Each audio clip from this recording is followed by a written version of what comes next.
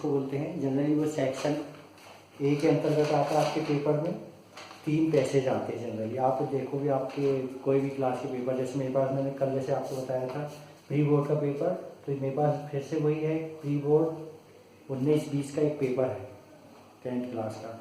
इसमें कुछ पैसेज आए हैं, तो मैं पहला पैसेज आपको करके बता रहा हूँ। तो जनरली लोग अनसीन पैसेज है इसको पैसेज बोलते हैं। कुछ बुक का भी आता है, आजकल पैसेज और चलते हैं, बुक का भी कुछ हिस्सा दिया रहता है। और जनरली आपका आता है वर्क बुक से, और कुछ पुराने सत्रों में या पुराने सालों में जो पेपर में आए हुए पैसेज रहते हैं वही रिपीट होते हैं। मगर इसमें हल करने का तरीका जनरली लोग कंफ्यूज आते हैं। कुछ लोग तो बहुत अच्छा करते हैं, पूरे जैसे लगभग 5-5 नंबर का एक पैसेज रहता है और 3 पैसेज में 15 मार्क्स रहते हैं, तो ये इजीली सब लोग गेन कर सकते हैं। मगर जनरली कुछ लोग जैसे किसी को इंग्लिश पुअर रहती, कई बार कन्फ्यूजन रहता दिमाग में इस वर्ड की मीनिंग क्या है, तो वो कुछ बनते हुए भी छोड़ देते हैं। तो इसमें करने की कला होती है, टेक्निक। एक तरह से क्या होता है कि लोग इसको कर नहीं पाते। तो जैसे इसमें हमने बताया क्वेश्चन आंसर जैसे रहते हैं, 1 या 2 नंबर के कुछ ऐसे क्वेश्चन भी रहते हैं जो ग्रामेटिकल रहते हैं। इसमें ऐसे दिया रहता है जनरली आप नाउन बताओ, या इसका वर्ब का फॉर्म बता दो, या इस टाइप के कुछ ऐसे होते हैं जो 1 नंबर या 2 नंबर के रहते हैं। जनरली 3 या 4 नंबर के क्वेश्चन ऐसे रहते हैं जो इसी पैसेज में आपको ढूंढना रहता है। तो लोग जनरली कंफ्यूज होते हैं। जैसे मैंने बताया, एक मैं थोड़ा सा एक आपको बताना चाह रहा हूँ। जैसे मान लो कोई पैसेज में कोई स्टोरी जैसा भी है, मैं इसमें एम्परर अशोका के बारे में दिए है, अर्थात सम्राट अशोक के बारे में दिया है, ये पैसेज में पढ़ने वाला हूँ। तो इस पैसेज में जनरली कई बार कुछ वर्ड ऐसे आते हैं जिसकी मीनिंग अपन को मालूम नहीं रहती है, अपने द्वारा कभी पढ़ा हुआ नहीं रहता है, तो अपन कंफ्यूज आते हैं इस वर्ड की मीनिंग क्या है, और क्वेश्चन में पूछा उसकी मीनिंग क्या है, तो दोनों अलग अलग समझ में आते हैं। तो कई बार अपन को क्या करना है इस कंडीशन में, तो इस कंडीशन में क्या करना है, इसमें इसका आपको थोड़ा सा एक उदाहरण बताता हूँ। जैसे मालूम एक आपको 2 लाइन बोलूँ कि दूसरे नंबर की डेस्क में मोहन के बाजू में बैठी वाली लड़की का नाम राधा है, ठीक है। तो अब अपन बोलेंगे कि दूसरे नंबर पर बैठी हुई लड़की का नाम क्या है, क्वेश्चन मालूम है आपसे पूछूं, तो मान लो अपन तो हिंदी लैंग्वेज वाले तो अपन एक झटके में समझ जाएंगे। मान लो ये इंग्लिश में रहता, कुछ ऐसे वर्डों का प्रयोग करता है कि अपन समझ नहीं पाते। तो एक्चुअली तो इसमें हमने बोले इस लड़की का नाम क्या है, तो सीधे अपन बोल देते उस लड़की का नाम राधा। मगर यदि आप पूरा सेंटेंस दे दें कि दूसरे नंबर की डेस्क में मोहन के बाजू में बैठ रही लड़की का नाम राधा है, तो भी आप सही हो, मेरे हिसाब से तो सही हो, in my point of view you are right. मगर कई बार क्या होता है, यदि आप ऐसे पूरा सेंटेंस भी लिख देते तो जांचने वाला आपको चेक कर लेता है। आपने पूछा उस लड़के का नाम क्या है, तो आपने लिख दिया दूसरे नंबर की डेस्क में बैठी हुई लड़की का नाम, जो मोहन के बाजू में बैठी उसका नाम राधा है। तो आप ये पूरा लंबा सेंटेंस भी यदि आप दे रहे हो तो आप गलत नहीं हो मेरे ख्याल से। क्यों? क्योंकि आपने एक्स्ट्रा बातें बता दी। तो कहने का मतलब क्या है, ऐसे ही आपको पैसेज में क्या करना है, यदि आपको एकदम सटीक आंसर मिल जाता है तो आप उस लाइन को पूरी लाइन को लिख सकते हैं। मान लो आपने उसमें एक्स्ट्रा बातें लिखी हैं, तो वो एक्स्ट्रा बातें भी यदि आपने जोड़ दी तो आप रॉन्ग नहीं हो, आप आंसर ढूंढ सकते हैं। तो इस तरीके से आप क्या कर सकते हैं, जैसे मान लो आपको लगा पहली लाइन में इसका आंसर मिल रहा है emperor Ashoka was one of the earliest Indian monarch who planted सैडी tree on the road in public places. यहाँ तक यदि मान लो आपने आंसर दी, जल्दी इसका आंसर तो वहीं तक खत्म हो जाता है कि अर्लीस्ट इंडियन मोनार्क है वो करके। तो इस टाइप के यहाँ तक सेंटेंस हो जाता है, मगर अपन ने बात की एक लाइन और जोड़ दी तो अपन गलत नहीं है। तो करना क्या है, आपको कंफ्यूज बिल्कुल नहीं होना। आपको यदि आंसर सटीक मिल रहा है तो बिल्कुल सटीक दे दे, नहीं मिल रहा है तो क्या करना है, जिसमें आपको लग रहा है इसमें आंसर है उसकी एक लाइन और उसके नीचे एक लाइन या उसके ऊपर की लाइन मिला के जो भी सेंटेंस बन रहा है पूरा सेंटेंस पूरा वाक्य उतार दो, तो भी आप रॉन्ग नहीं हो। जैसे मैंने आपको उदाहरण बताया ना कि वो लड़की वाला उदाहरण, तो इस टाइप से आप कर सकते हैं। अब मैं इसको फिर से आपको ये पैसेज करके बताऊंगा। तो पैसेज में जैसे मैं पैसेज आपको क्लोज करके दिखा रहा हूँ, क्योंकि आप ऐसे में समझ नहीं पाओगे, बोर्ड में लिखना संभव नहीं है। तो ये पैसेज को मैं आपको पास से दिखा रहा हूँ और फिर करना क्या है वो बता रहा हूँ। चलो अब मैं जो आपको बताने वाला था ये पैराग्राफ, जिसको मैं क्लोज करके दिखा रहा हूँ। तो ये MP प्री बोर्ड का है, एग्जामिनेशन 2019-2020 का है, अर्थात लास्ट ईयर का क्वेश्चन पेपर है। इसका पहला क्वेश्चन जैसे दिया है, read the following passage carefully and answer the question, section A में दिया है। तो पहला दिया है, तो सबसे पहले अपन को क्या करना है, सबसे पहले जो भी आपको पैराग्राफ दिया है उसको आपको एक रीडिंग जनरली लगाना है और दूसरी रीडिंग एक बार और करनी है। मतलब पहली रीडिंग जैसे हमने बताया जनरली पेपर के हिसाब से आपको करनी है, जैसे अपन पेपर पढ़ते पूरा एक लाइन से पढ़ डालना है। फिर दूसरी बार समझते हुए कोशिश करना है, जैसे अब मैं पहली बार पढ़ रहा हूँ Emperor Ashoka was one of the earliest Indian monarch who planted shady tree on road and in public places. The Mughal to realize necessity of shade on the road which they constructed, but there was no conscious planning and people banyan and pakhar tree were indiscriminately mixed with the neem, tamarind and mahuas. It was only in Kashmir that they showed some preference for planning and planted magnificent avenue of chinar along the bank of the river of Jhelum, which can be seen at their west. इस type से आप पूरा एक बार आपको पढ़ लेना है, ठीक है। मैं यहाँ पर दूर से पढ़ रहा हूँ इसलिए पढ़ नहीं पा रहा हूँ क्लियरली। तो आपको क्या करना है, पूरा एक बार से ऐसा पढ़ लेना। फिर आपको क्या करना है, जैसे आपने अपने पढ़ लिए तो इसका जैसे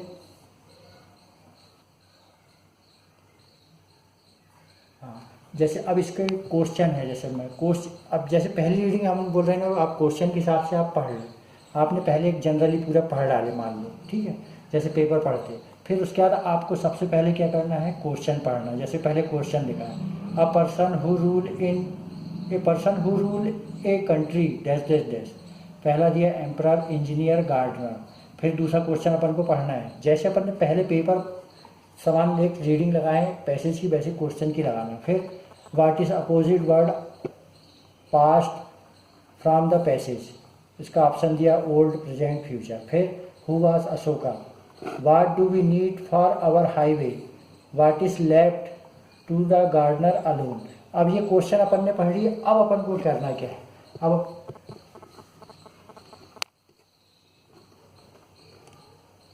अब अपन को करना क्या है, अपन ने क्वेश्चन तो पढ़ लिया। अब क्वेश्चन के अकॉर्डिंग पैसेज पढ़ना है। अब जैसे पहला आंसर अपन देखते हैं, a person who rule a country, इसका ऑप्शन दिया है ए emperor, engineer, gardener.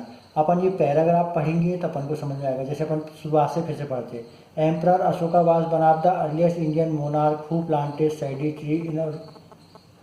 Tree on road in public places. और ऐसा करके अपन पूरा पैराग्राफ पढ़ लेंगे तो अपन को इंजीनियर वर्ड कहीं नहीं मिल रहा है तो इसको कट लगा लेंगे। फिर अपन देख रहे हैं गार्डनर वर्ड तो मिल भी सकता है कि गार्डनर से संबंधित कुछ दिया है इसमें, मगर बहुत अच्छा होगा सर। चलो गार्डनर वर्ड दिया है, मान लो ये दिया है इसमें गार्डनर वर्ड, मगर अपन इसमें गार्डनर तो अपन को ऑलरेडी मालूम है गार्डनर क्या होता है, बगीचे की देखभाल करने वाला, ठीक है। तो ये भी अपना गलत हो गया। अब अपन मेन अपना ऑप्शन पे आते हैं, क्या है बच्चा अपना एम्परर। जैसे यहाँ पर लिखा है एम्परर अशोका, अशोक एम्परर था, शासक था, तो अपने पहले में आंसर क्या आ जाएगा, एम्परर। अब ये तो जनरली हुई ये सिंपल सा क्वेश्चन की। अब आगे वाले क्वेश्चन को देखते हैं। जैसे what is opposite of the word past from the passage. अब इसमें opposite word past from the passage, passage से ढूंढना है इसका अपोजिट वर्ड। अब पास्ट का अपन को मालूम क्या होता है, भूतकाल अर्थात, और प्रेजेंट अर्थात होता है वर्तमान, फ्यूचर अर्थात होता है भविष्य। मगर उनने क्या शर्त रख दी अपन को, पास्ट का अपोजिट ढूंढना है पैसेज से। अब इसके अकॉर्डिंग अपन पैसेज पढ़ेंगे। पैसेज में यदि ओल्ड वर्ड आया, क्या फ्यूचर आया, कि प्रेजेंट आया, वो ढूंढ लेंगे अपन। अब अगला क्वेश्चन है who was Ashoka, what do we need for our highway, what is left to the gardener alone. अब पहले अब ये अपन ये क्वेश्चन को छोड़ के इसको भी ढूंढेंगे और इसको भी ढूंढते हैं। हु वाज अशोका, अब अशोके के बारे में कहाँ लिखा है इसमें, emperor Ashoka was one of the earliest Indian monarch who planted Shady tree on the road public places. अब इसका आंसर अपन को यही मिल रहा है, emperor Ashoka was one of the earliest Indian monarch. यहाँ तक अपना आंसर कंप्लीट हो जाता है कि अशोका कौन था, अर्लीस्ट इंडियन मोनार्क, पहला जो शासक था जो भारतीय, यार एक तरह से महान भी बोल सकते हैं अपन उसको, महान शासकों में गिनती होती है इसकी। और अकॉर्डिंग तो अपन पैसेज चल रहे हैं, तो who was Ashoka, emperor Ashoka was one of the earliest Indian monarch. यहाँ तक अपना आंसर कंप्लीट हो जाता है। मगर अब अपन को क्या करना है, कई बार रहता है किसी के दिमाग में आया ये क्वेश्चन बड़ा कंफ्यूज पैदा कर रहा है कि यही आंसर इसका सटीक है या नहीं है। तो अपन को क्या करना, फिर अपन को लग रहा है हो सकता है ये सेंटेंस पूरा इसका आंसर है, who planted सैडी tree on the road in public places. तो आपने यहाँ से लेके यहाँ तक पूरी लाइन भी इस हु वाज अशोका के इसमें लिख दिए, तो आप कैसे हो, राइट हो। और कई लोग ने इतना भी लिखे कि emperor Ashoka was one of the earliest Indian monarch, तो भी वो राइट है। ठीक है, अब अगला क्वेश्चन का आंसर देखते हैं अपन। What do we need for our highway, हमारे हाईवे के लिए हमको क्या ज़रूरत है। ठीक है, अपन इस क्वेश्चन का भी आंसर ढूंढ रहे हैं, इस बात का ध्यान रखना है, हमारे हाईवे के लिए क्या ज़रूरत है। अब इसको अपन देखते हैं, आगे देखते हैं। The Mughal to realise that necessity India. अब ऐसे अपन ऐसे पढ़ते गए अपन को हाईवे बारे में कुछ जानकारी से नहीं मिल रही, फिर अपन आगे बढ़ते गए, फिर अपन देखते हैं a plantation for our national state district highway is urgently needed at present our road planted by PWD engineer who ignorant trees. अब यहाँ पर अपन देखेंगे इंजीनियर वर्ड भी आ गया, जो पहले वर्ड में अपन ने काटे हैं, और इंजीनियर अपन को ऑलरेडी मालूम है इंजीनियर क्या होता है, अभियंता होता है जो देख रेख करता है, रोड बनती है, मकान बनते हैं उसका। तो ठीक है ना, तो ये पहले आंसर का तो अपन को जवाब अपन मिल गया। अब अपन इसका देख रहे हैं हाईवे का, व्हाट डू वी नीड, हमको किस चीज़ की ज़रूरत है हमारे हाईवे में, तो ये इसका आंसर अपन को यहाँ मिल रहा है, अ प्लांटेशन। अब प्लांटेशन प्लान है, इसकी जगह एक्चुअली होना चाहिए प्लान। अब plantation plan for our national state and district highway is urgently needed, but urgently needed की बजाय यहीं तक अपना आंसर कंप्लीट हो जाता है। अब प्लान अपन कैसे लिखेंगे इसका answer, what do we need, we need, अपन कैसे लिखेंगे, we need a plantation plan for our national state and district highway, यहाँ तक अपन लिखेंगे और शुरू में जोड़ देंगे वी नीड, तो अपना आंसर कंप्लीट हो जाएगा। ये सटीक आंसर होगा। अब यदि मान लो किसी को सेंटेंस बनाते नहीं बन रहा तो क्या करेंगे, तो what do we need for our highway, तो अपन यहाँ से अ प्लांटेशन से लेके पूरा जो सेंटेंस बनता है कहाँ तक कंप्लीट हो रहा है, अर्जेंटली नीडेड एट प्रेजेंट, यहाँ तक जोड़ दें, और चाहो तो ये पूरा सेंटेंस यहाँ तक भी आप जोड़ दें, इतना लंबा ना जोड़ के आपको ये आंसर यहाँ तक मिल रहा है, यहाँ तक जोड़ दें तो आप भी कैसे हैं इसके लिए राइट हैं। फिर अगला क्वेश्चन देखते हैं, what is left to gardener alone, what is left to gardener alone, अपन और आगे पैराग्राफ पढ़ते हैं। Ultimately the planting of new tree and replacement of dead tree is left to gardener alone. अपन को ये वर्ड मिल गया, गार्डनर अलोन कहाँ आया, ये आया गार्डनर अलोन। तो अपन इसका आंसर ढूंढने की कोशिश करते हैं, चल देखते हैं। व्हाट इज लेफ्ट, क्या बकाया रह गया है, गार्डनर अलोन। अब देखते हैं, फिर से पढ़ते हैं इसको। Ultimately the planting of new trees and replacement of dead tree is left to gardener alone, तो यहाँ तक अपना आंसर अपन को मिल जाता है।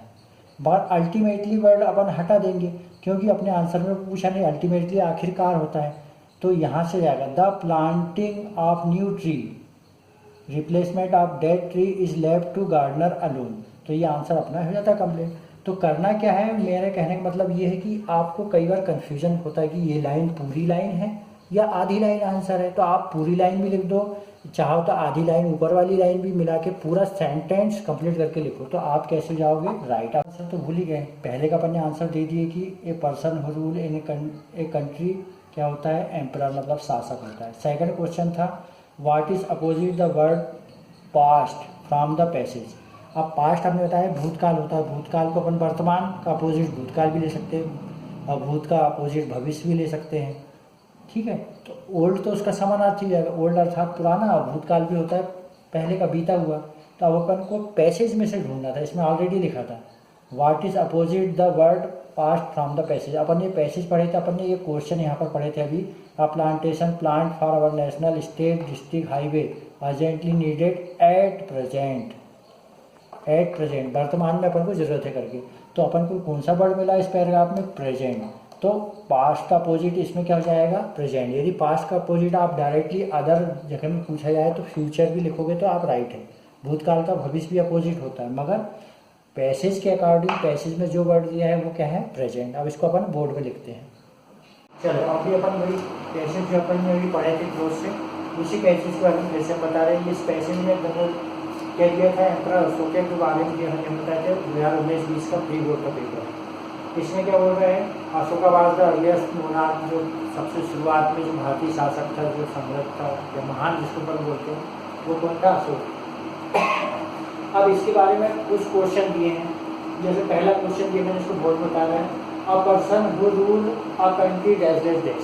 इसमें ऑप्शन दिए थे एम्परर, इंजीनियर, गार्डनर। चूंकि ये तीनों वर्ड इसमें आए हैं, जैसे हमने कट कर बता दिए नहीं आए थे, जनरली एक वर्ड इसमें आए हैं ऑलरेडी आए। गार्डनर क्या होता है? बगीचे की देखभाल करने वाला। इंजीनियर अपन को ऑलरेडी मालूम, जो रोड रोड बनाते हैं वो इंजीनियर। और एम्परर, जैसे चूंकि इसमें पैराग्राफ में पहले ही वर्ड में आया था एम्परर अशोका, अशोका के बारे में बात ही करें, एम्परर शासक है, तो पहला आंसर क्या होता है अपना एम्परर। तो इसमें अपन क्या लिख देंगे? Emperor, EMPEROR। तो पहला आंसर तो अपना ये हो गया, ये राइट भी है, एम्परर। फिर अगला क्वेश्चन देखते हैं, what is opposite of the word past from the passage. मगर इसमें क्या दिया? पैसेज। यदि मैं आपसे पूछूं पास्ट का अपोजिट, आप बोल दोगे फ्यूचर, तो भी आप राइट है। प्रेजेंट बोलेंगे तो भी आप राइट है, क्योंकि भूतकाल का उल्टा होगा भविष्य, या भूतकाल का उल्टा होगा वर्तमान।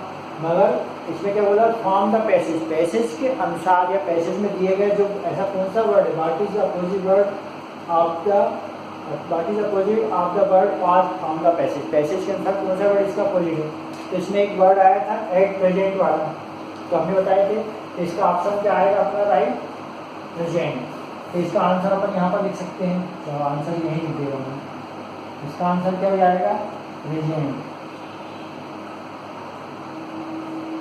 कई बार अपन जल्दबाजी कर दे प्रेजेंट का, पास्ट का फ्यूचर कर दे, तो भी अपन राइट है। हमारा रॉन्ग कैसे लेंगे? उसमें ऑलरेडी दिया फ्रॉम द पैसेज, पैसेज से ढूंढ के लिखना है, तो पैसेज से ढूंढ के आपको लिखेंगे तो प्रेजेंट आपका राइट रहेगा। अब अपन अगले क्वेश्चन में आते हैं, हु वाज अशोका। अशोका कौन था? पैसेज की हमने बताया था, पहली स्लाइड में मिल जाता है, emperor Ashoka was one of the earliest Indian monarch, ठीक है, या अर्लीस्ट मोनार्क ऑफ इंडिया, ऐसा भी लिख सकते हैं आप। तो आंसर इतना था, चाहो तो आप इसकी नेक्स्ट लाइन में जोड़ सकते हो, ग्रांटेड सेक्रेटरी। तो जैसे मैं इसका हिंदी में आपको आंसर बोलूँ, क्वेश्चन आंसर बोलूँ, अशोका कौन था? अशोका जैसे पैसेज के अनुसार अशोका कौन था? अर्लीस्ट, सबसे पहले महान शासकों में गिना जाता है जिसने रोड के किनारे छायादार वृक्षों को लगवाया था। जबकि इसका आंसर कितना था? अशोक सबसे पुराना भारतीय शासक था या महान शासक था। इतने आंसर हो जाएगा, मगर अपन बाद में जी पूरी लाइन भी जोड़ देते तो अपन रॉन्ग नहीं है। मैं इसका सभी का आंसर लिख रहा हूँ। जनरली आपको ये वर्क बुक के क्वेश्चन है जो डायरेक्ट भी आते हैं, इस बात को ध्यान रखें। दो बात अशोका, ये आपके पैसेज के क्वेश्चन पेपर के 17-18 नंबर में भी ये क्वेश्चन आते हैं, पैराग्राफ नहीं आया तो ये क्वेश्चन का आंसर आएगा। तो ऑलरेडी आपको ये याद करना है या अच्छे से तैयार करना है। चलो, दो बात अशोका, इसका आंसर मैं लिख दे रहा हूँ, आपको पैराग्राफ आया तो भी आएगा काम, या फिर जैसे क्वेश्चन के आंसर आते हैं 6 मार्क्स के 18वें नंबर में और 17 और 18वें नंबर में, ये टैक्स बुक के आते हैं, वर्क बुक के, ये वर्क बुक का पैसेज है, ठीक है। तो अशोका कौन था? अपन कार्डिक के पैसेज लिख रहे हैं, एम्परर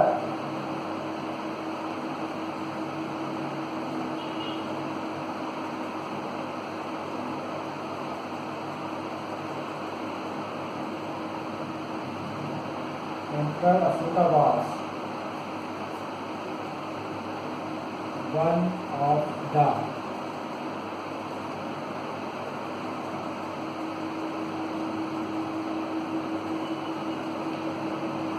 अर्लीस्ट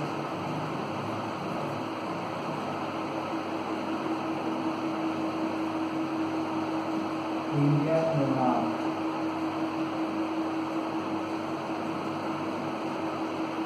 ऐसा लिख सकते हैं आप, या ऐसा लिख सकते हैं emperor Ashoka was one of the earliest monarch of India, या इंडियन मोनार्क, दोनों में कंडीशन में आप राइट हो, ठीक है। अब अगला क्वेश्चन देखते हैं, what do we need for our highway.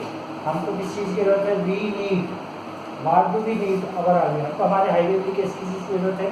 According to passage अपन चलेंगे तो अपन को दूसरे वाले हिस्से में दिख रहा है, दूसरा नंबर पैराग्राफ में, plantation plan for our national, state और डिस्ट्रिक्ट हाईवे। तो अपन कहाँ से आंसर चालू करेंगे? वी नीड से, क्या लिखेंगे? वी नीड, ठीक है।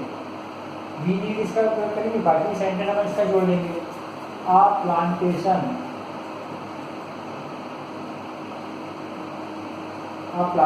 प्लान फॉर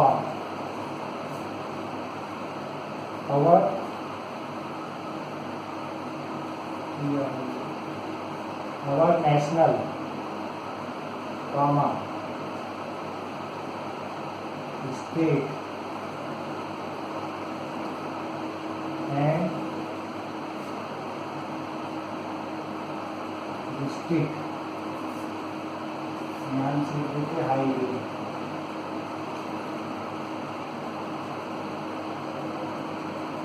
ठीक है, तो अपन को ढूंढ के कहाँ से लिखना है, पैराग्राफ से। जैसे बोल रहा है what do we need for our highway, हमारे हाईवे की किसी जरूरत है, वी नीड, तो वी नीड से अपन चालू करें, वी नीड, फिर बाकी सेंटेंस अपन को इससे जोड़ना है, a plantation plan, a plantation plan, पौधा लगाने का जो प्लान है उसकी जरूरत है, plantation plan for our national state and district highway. तो ये क्वेश्चन आपको उसके लिए भी तैयार करना है, वर्क बुक के लिए दोनों, क्योंकि वर्क बुक के क्वेश्चन है, वर्क बुक का पैराग्राफ है, ये डायरेक्टली क्वेश्चन आता है।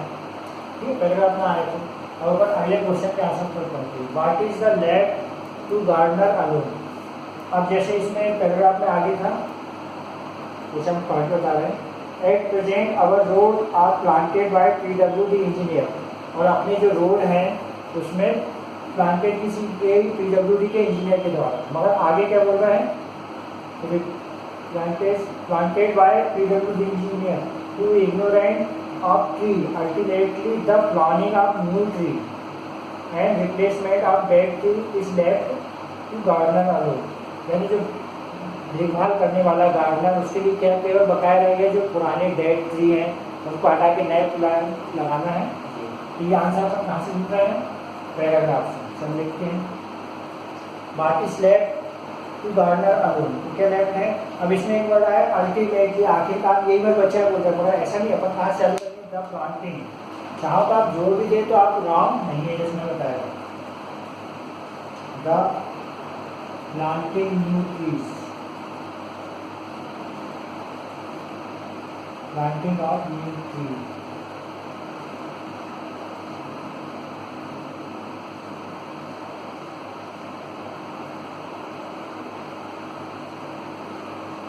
planting of new trees and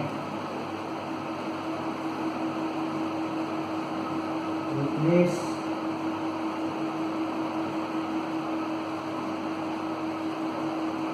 planting of new tree and replacement of dead tree,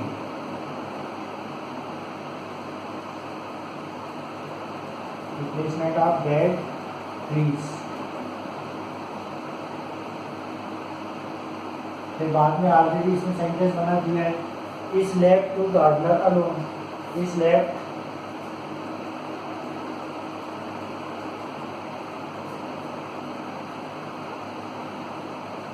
to